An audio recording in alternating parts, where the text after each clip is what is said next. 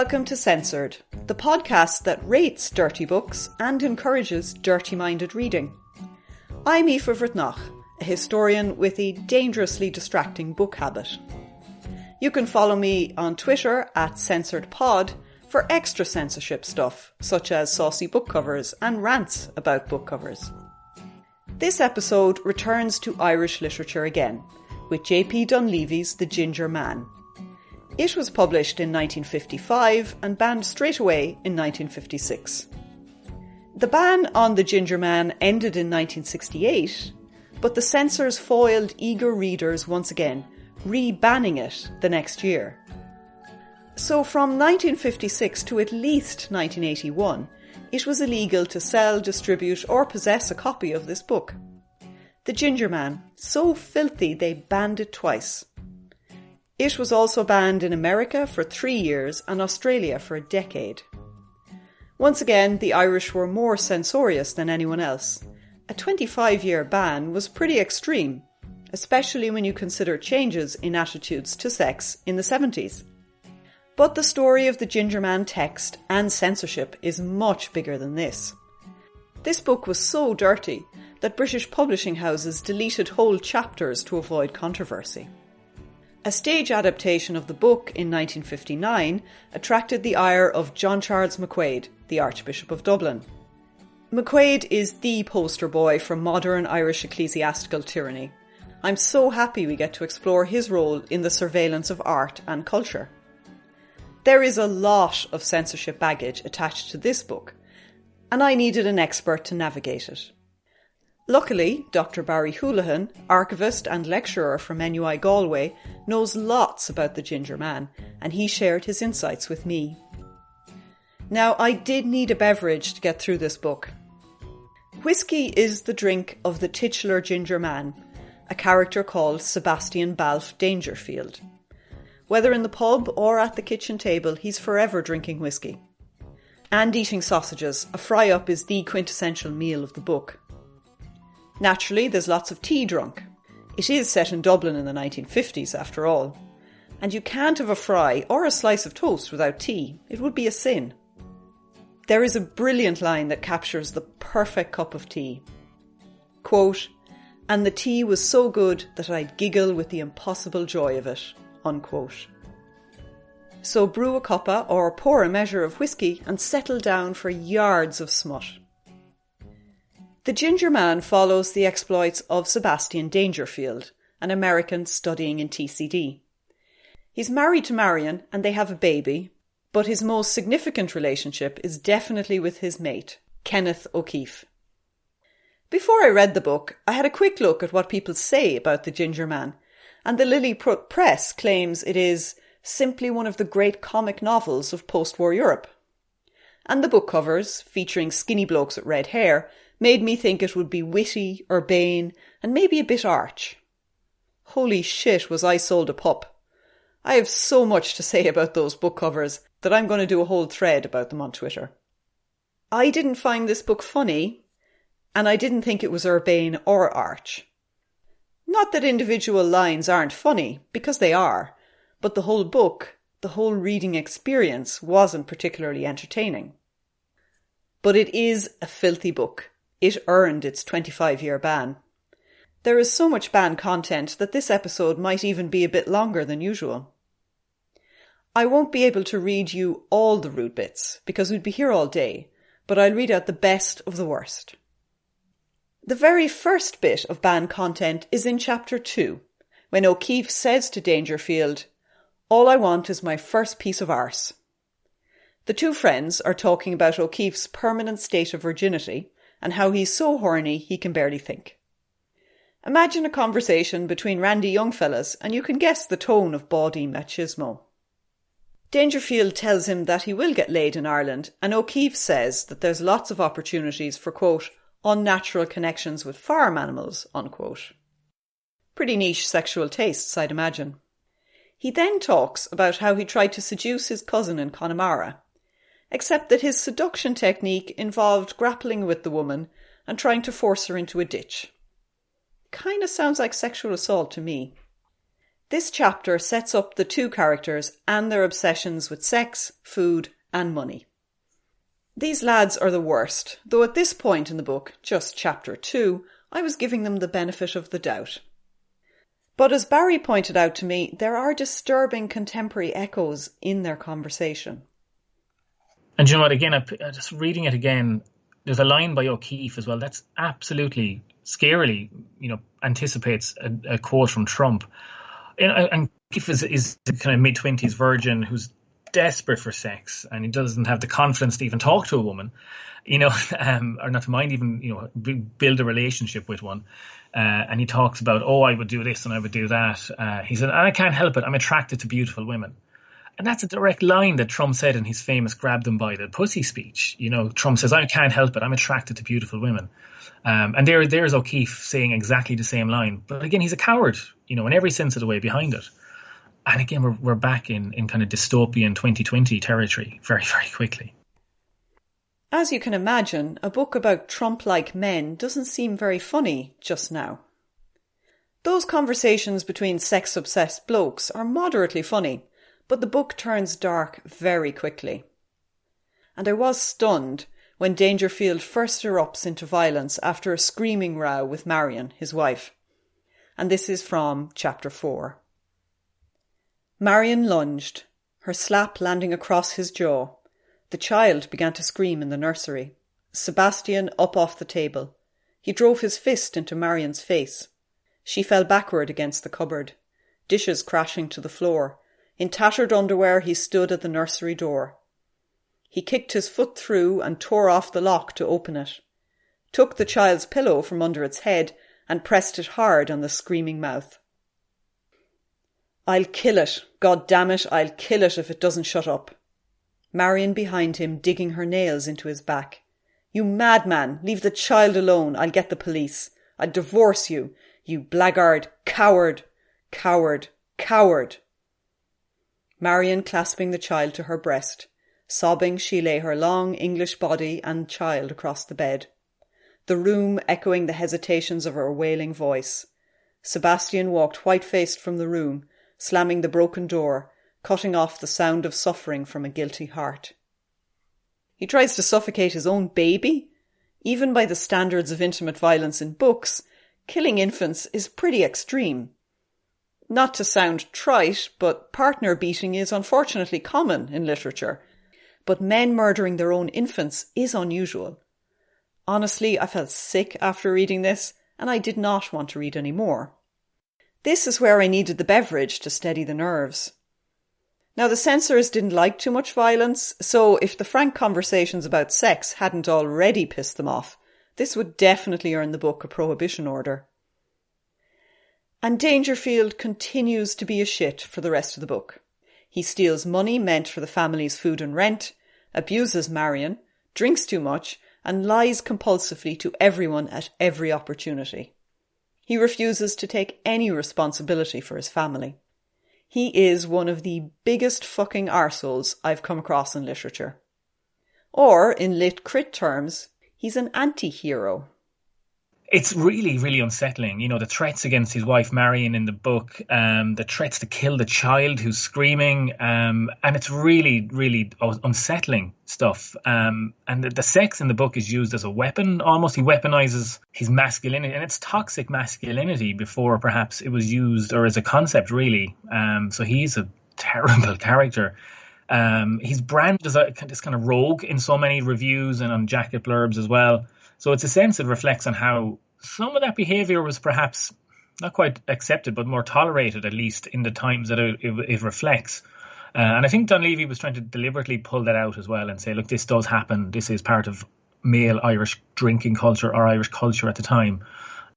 But, that type of anti-hero character that Dangerfield is, he's kind of the hyper version of it. Even in modern times, that character is everywhere.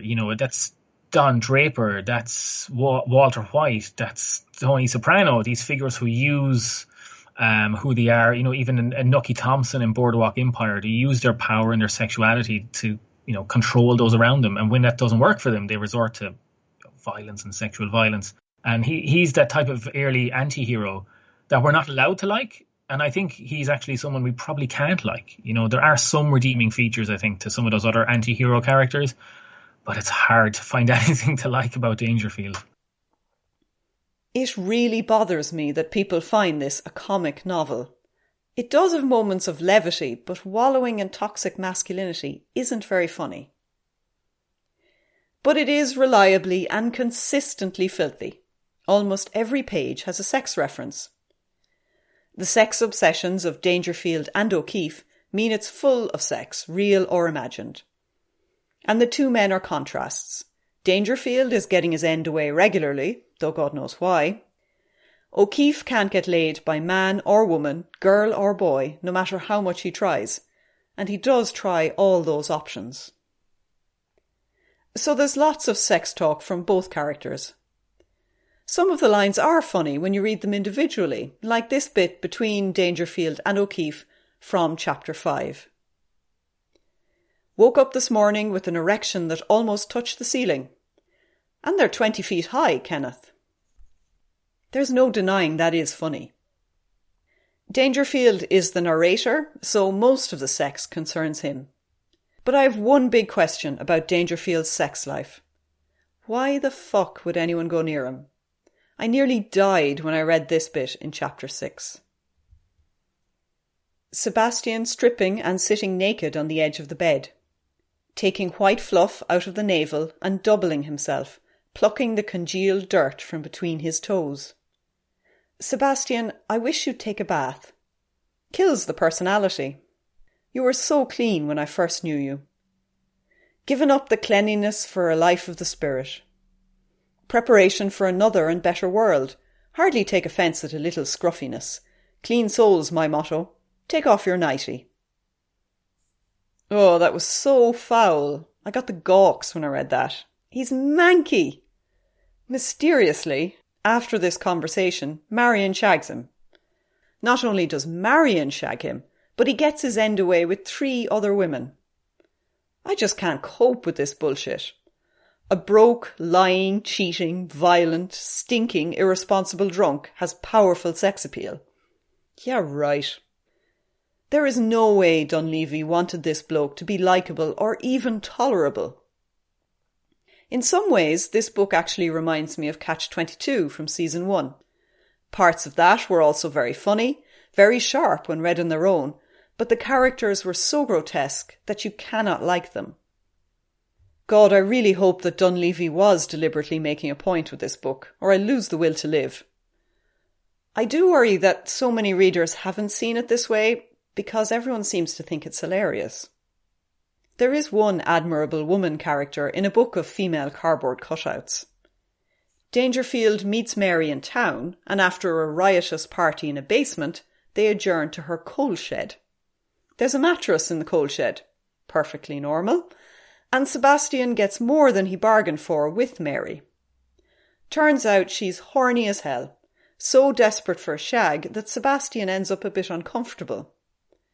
I'll read out this part from their encounter in chapter 16. Mary ground her lips down on him, locking her thighs on his knee, forcing him over on his back and knocking over a bottle of stout.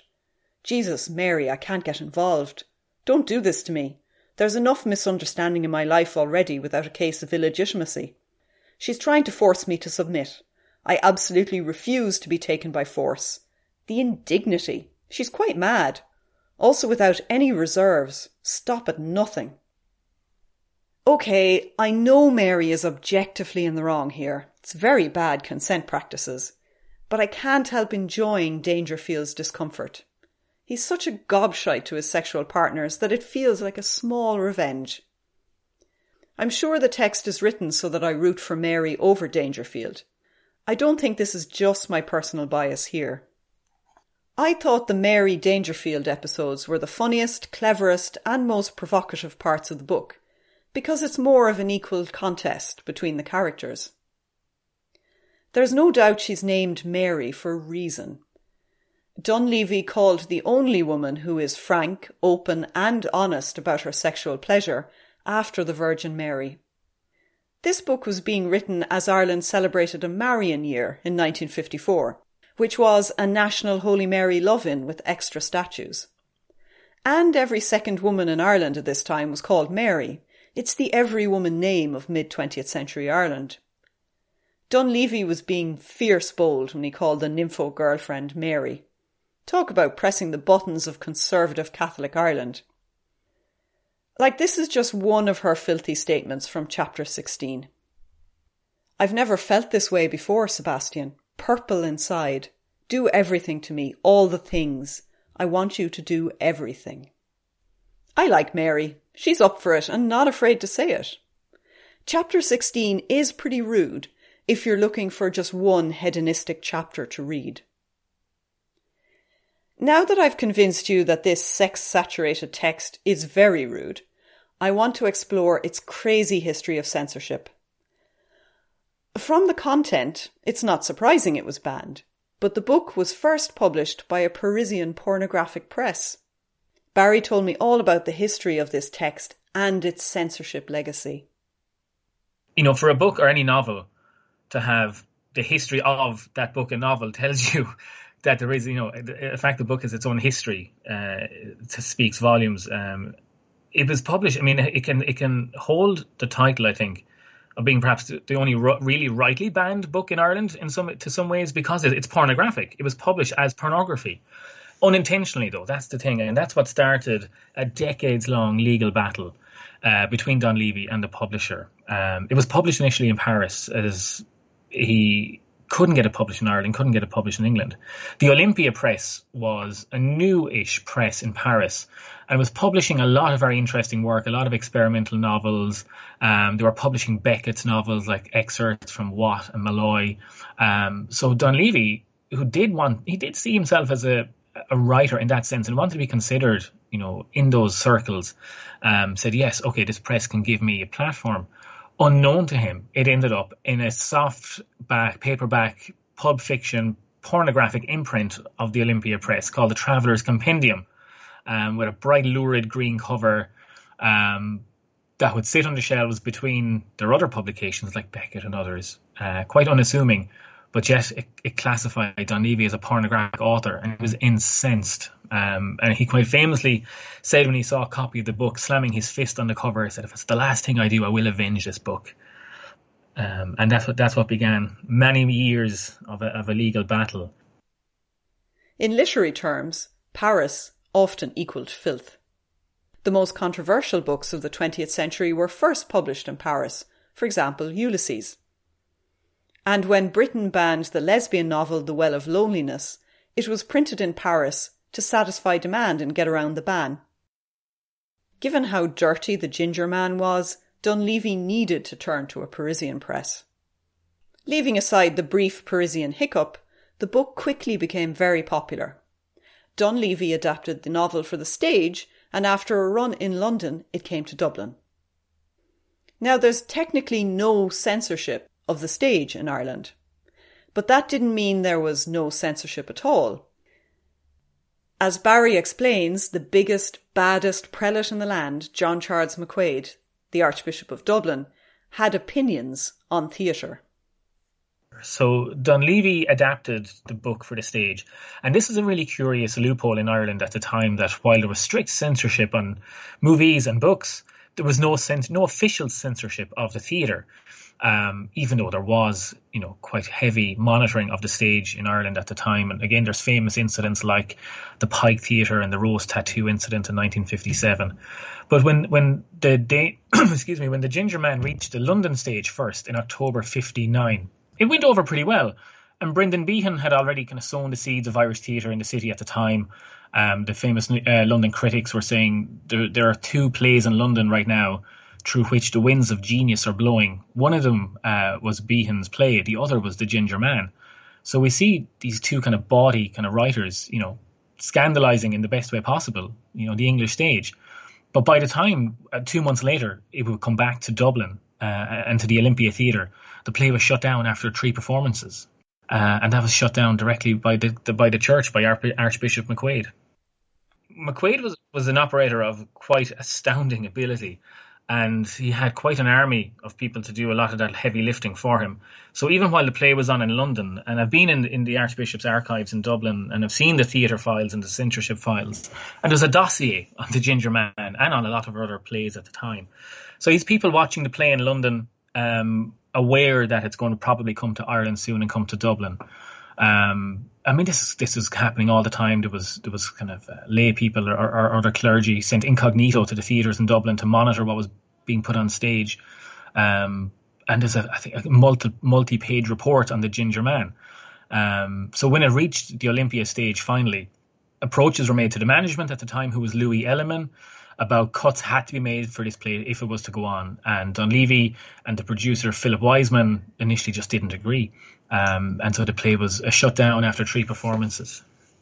And I mean, the thing was, the Ginger Man was Richard Harris, a really kind of, not quite a famous character as he's known nowadays, but he was already known as a bit of a playboy, a raconteur, a sex symbol at the time. In some ways, he was the embodiment of the Ginger Man, and there couldn't have been perhaps a better Dangerfield to play the role.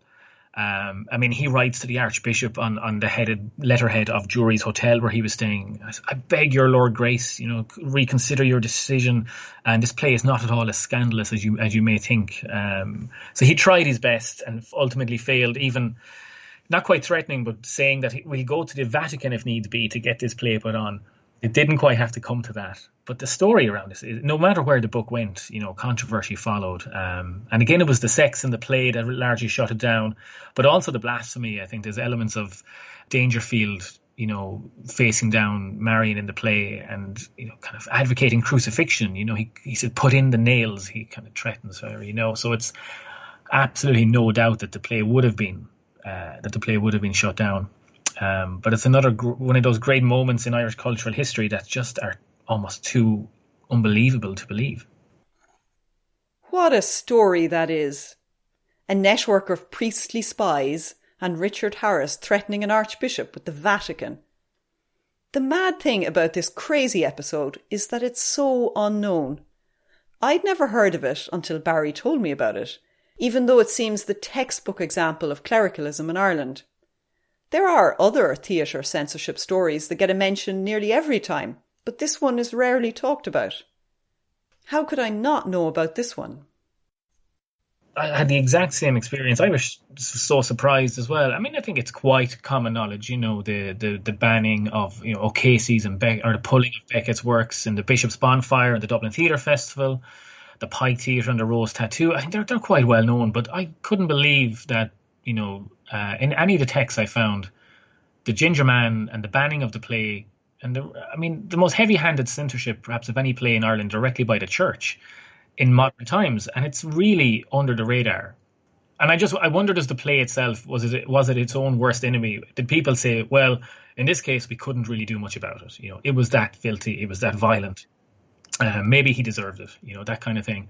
But outside of that, you're still seeing the cultural shutdown, or at least the cultural monitoring of the country, by the Catholic Church and by the theocracy it was imposing. So it was incredible that behind the scenes you saw Archbishop McQuaid's fingerprints all over this, but not publicly at all. It's just, if you delve into the records and take the time, it's all there, and it's an amazing story to piece back together. So at a deep cultural level, we still feel like the Ginger Man deserved to be banned. To the contemporary audience, it wasn't surprising it was banned, because it was pure filth. And that idea persisted. It was not easy to defend the artistic merits of the Ginger Man play when it was just so nasty.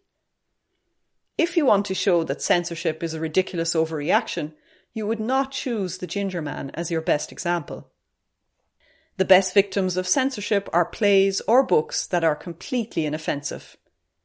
Because Donleavy's texts were both offensive and challenging, it was hard to defend them against censorship.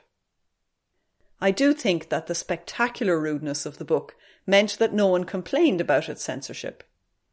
When the first ban expired in 1968, the censors swiftly banned the Ginger Man again. Now, this didn't happen to all the banned books that were released. As far as I can tell, The Ginger Man was the only rebanned novel.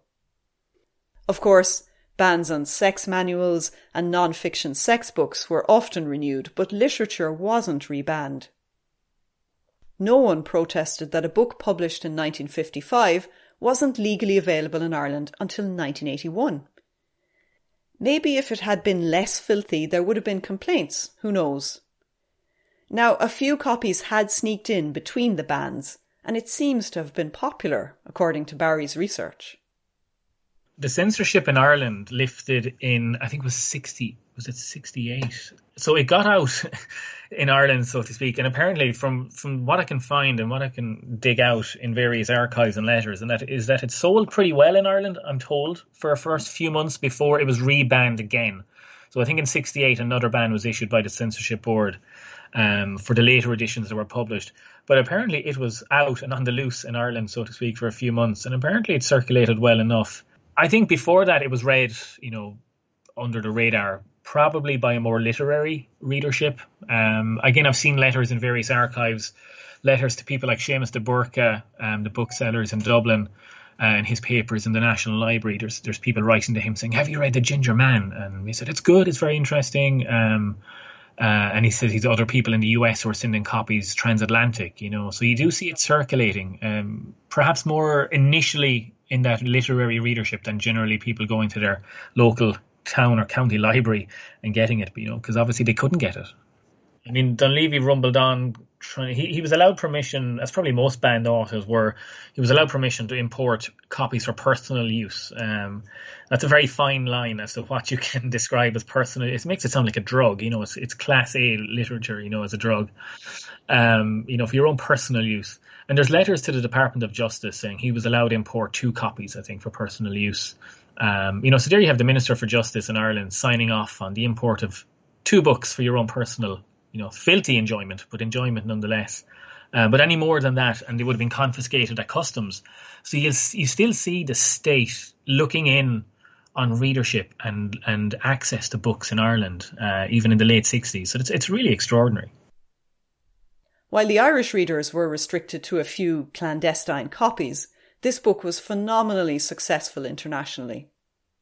It has sold 45 million copies since its publication and has been translated into many languages.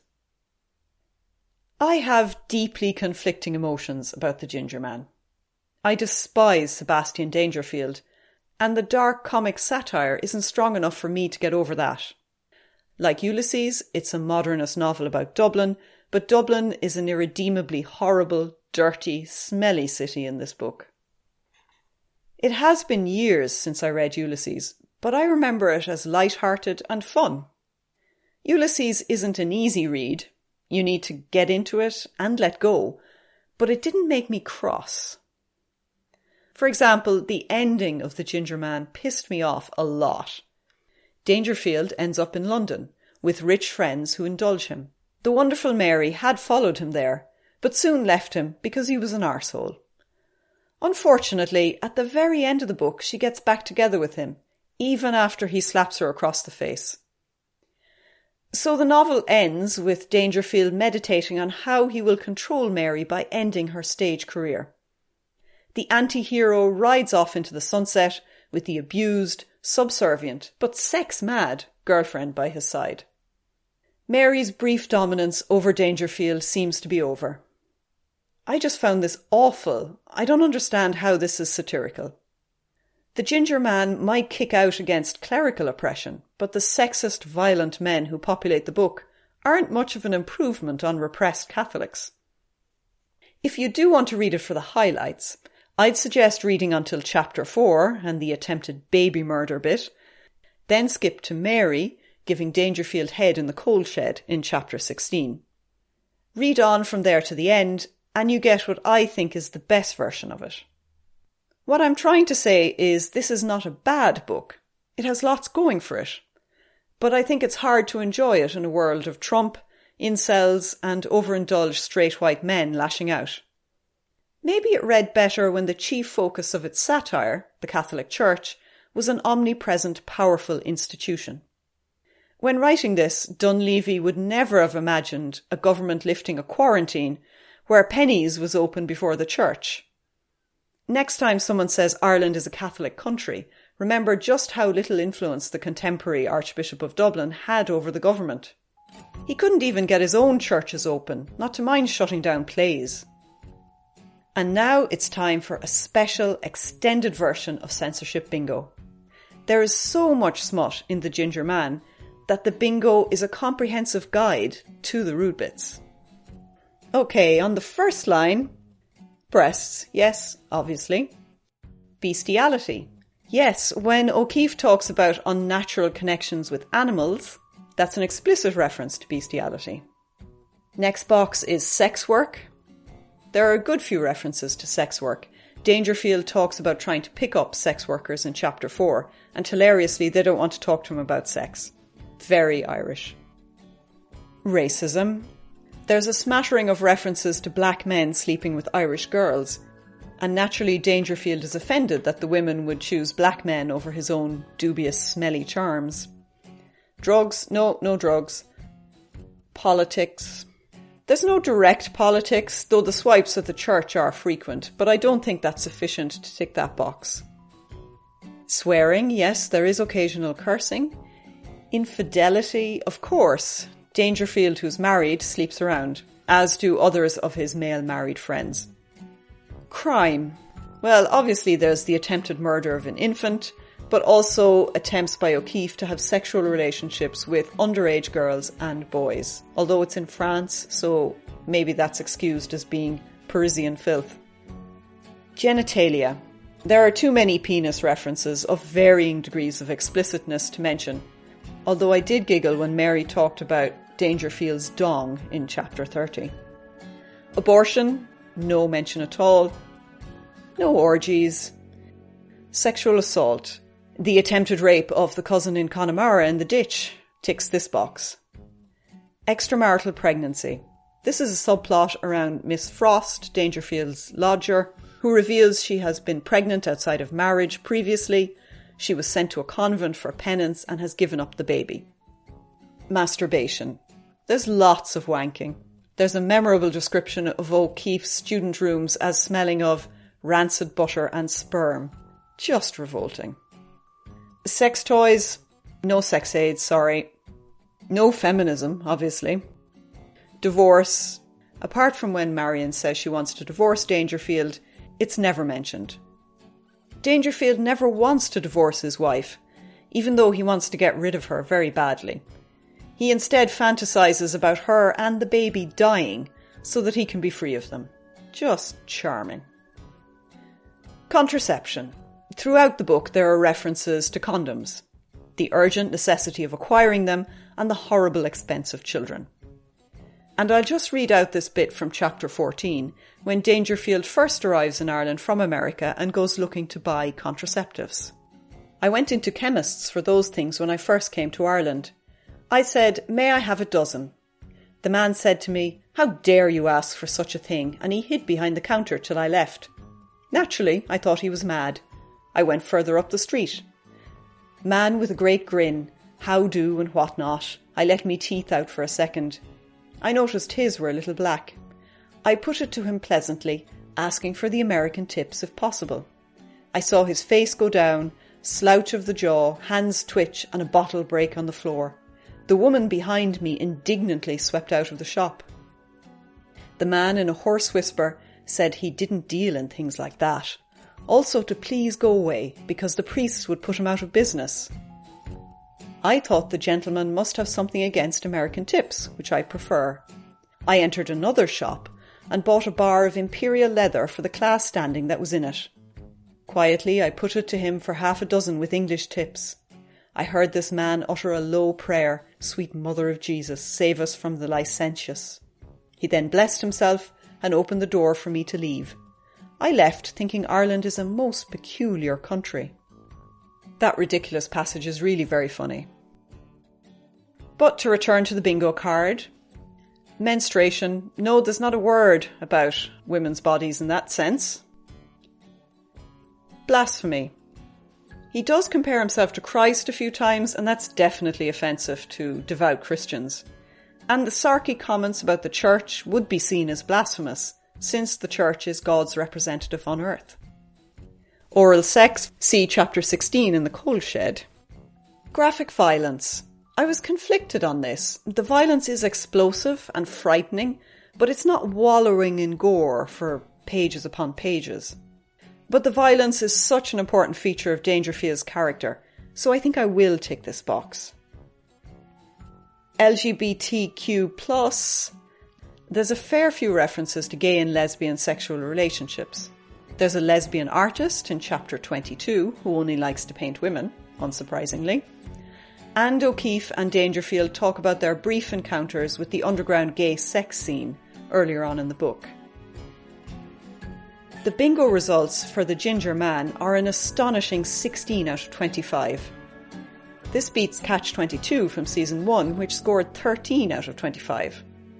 Coincidentally, or not, both books are stuffed with horrible men abusing women. But my bingo card was inadequate in the face of Donleavy's Filth. I had no squares for anal sex or indecent exposure. Chapter 10 was cut from some editions because it's about Dangerfield travelling through Dublin with his dick hanging out. And the anal sex is in chapter 22, which is a pretty filthy chapter all round. No wonder the stage adaptation offended Archbishop McQuaid. It probably shocked even those who consider themselves broad-minded. And although this book is a huge international bestseller, it isn't part of the popular canon of Irish literature. It's not really taught that often or discussed. Maybe a Randy Mary panting for sex in a coal shed is still too much for us. So the next episode will be a little different. I'll be discussing Maury Stopes's Married Love, which was published in 1918 but wasn't banned in Ireland until 1930. It has the dubious honour of being on the first banned list compiled by the censors. Stopes's book is the first non-literary work I've read so far. It's not a novel, but a sex manual, a how-to-do-it-better guide for the middle classes. I can't wait to see what sort of advice Stopes gave and how it compares to contemporary understandings of sex. So I'm moving from pure filth in The Ginger Man to a guide to bettering your filth by Stopes. I'm expecting it to tick a fair few bingo boxes, even if the tone will not compare to The Ginger Man. There will be impure thoughts either way, but that's how I like it. Until then, keep reading the banned books and keep thinking dirty thoughts.